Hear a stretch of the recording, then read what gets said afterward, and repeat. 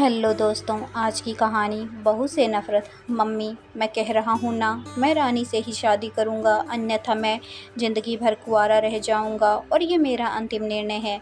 अब इस विषय में मैं आपसे आगे बहस नहीं करूँगा। तभी रवि की माता कांता जी ने कहा, बेटा तो समझता क्यों नहीं है? हमने तेरे सामने रानी की जन्म कुंडली पंडित जी को दिखाई थी ना, और उन्होंने रानी की कुंडली में मांगलिक दोष बताया है। अब तू बता, सब कुछ पता होते हुए भी तेरी शादी एक मांगलिक लड़की से कैसे कर दें? तू जानता नहीं कि मांगलिक दोष वाले के जीवन साथी की मौत जल्दी हो जाया करती है, इसीलिए मैं तुझे समझा रही हूँ। तो भूल जाना रानी को।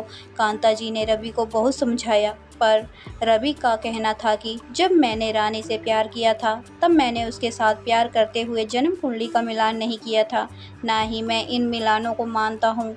इसलिए अब बस मैं शादी करूँगा तो सिर्फ रानी से, और ये मेरा आखिरी फैसला है। आखिर कांता जी को अपने बेटे की जिद के आगे झुकना पड़ा, और पंडित जी द्वारा बताए गए अनुसार रानी के मंगल दोष को दूर करने के लिए रवि के साथ शादी करने से पहले रानी की शादी एक पेड़ के साथ करवाई गई, और उसके बाद रानी ने रवि से शादी करी। रानी दुल्हन बनकर रवि के घर आई, पर कांता जी को रानी का मांगलिक होना अभी भी खटक रहा था, और कांता जी उसे दिल से नहीं अपना पा रही थी, और घर में कुछ भी परेशानी आती तो उसका दोष रानी को ही दिया जाता था। लेकिन रानी पढ़ी लिखी संस्कारी लड़की थी, और वह अपनी सासू माँ से मिले इस बेवजह आरोपों को अपने दिल से नहीं लगाती थी। और ऐसे ही ससुराल में उसके दिन कट रहे थे। एक दिन रवि ऑफिस से जल्दी घर आ जाता है, तब कांता जी ने उससे पूछा, बेटा आज जल्दी कैसे आ गया? तब उसने बताया, माँ आज सुबह से ही सिर दर्द और बहुत कमजोरी आ रही है, इसीलिए ऑफिस में काम करने की हिम्मत नहीं हो रही थी मेरी। तब कांता जी ने कहा, चल बेटा जल्दी कर, हमें डॉक्टर के पास चलना चाहिए। तब रवि और कांता जी डॉक्टर को दिखाने गए। डॉक्टर को दिखाने के बाद मालूम पड़ा कि रवि को पीलिया हो गया है, और दोनों जैसे ही घर लौटते कांता जी ने घर को सिर पर उठा लिया था और कहने लगी, जब से ये लड़की हमारे घर में आई है, तब से हमारे घर में परेशानी और बीमारियां भी साथ लेकर आई है। इसके कदम भी अशुभ हैं। अब देखो, इसका मांगलिक दोष हमारे बेटे पर भी असर करने लगा है।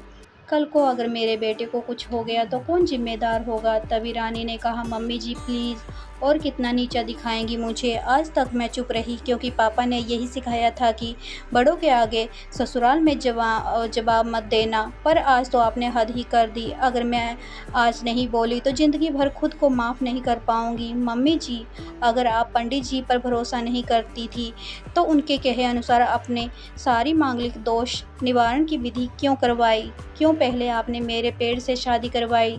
दोष मेरा मांगलिक होना नहीं है, बल्कि दोष तो मेरा आपकी बहू होना है, क्योंकि घर में जाने अनजाने में कुछ भी परेशानियां आती हैं उसको आप मुझ पर जोड़ देती हैं। और जब कोई सास अपनी बहू से सिर्फ नफरत कर रही होती है, तब ये बहू दोस्त बेटे बहू को नहीं, पूरे परिवार को परेशानी में डाल देता है। और इस बहू दोष से मुक्ति भी सिर्फ सास ही दिलवा सकती है। बहू को अपनी बहू माने, उसे दिल से अपनाए, उसे भी सम्मान दे, और ये महसूस कराए कि वह भी इस परिवार का सदस्य है। नहीं तो बहू दोस्त मांगलिक दोस्त से भी ज़्यादा पीड़ादायक हो जाता है। रानी की कही हुई बातें कांता जी के दिल को झकझोर रही थी, और उन्हें मन ही मन पश्चाताप भी हो रहा था। उस समय उन्होंने रानी को कुछ भी नहीं कहा। थोड़े दिन बाद रवि बिल्कुल ठीक हो गया और ऑफिस जाने लगा।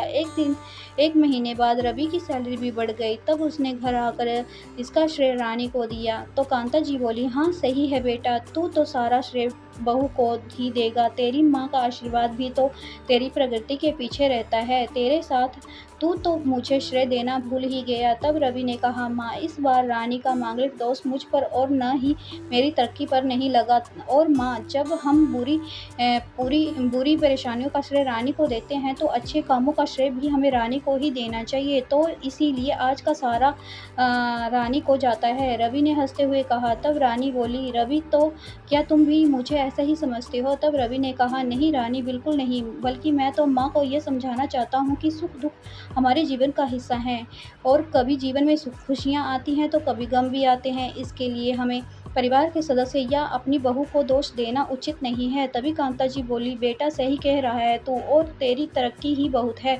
मुझे इस झूठे दोषों से बाहर निकालने के लिए आज मैं ये कसम लेती हूँ कि आज के बाद मैं रानी को किसी भी बात का दोष नहीं दूंगी। ये सुनकर रानी आज बहुत खुश थी, क्योंकि आज उसको उसकी सास ने मांगलिक दोष के साथ साथ बहु दोष से भी मुक्त कर दिया था।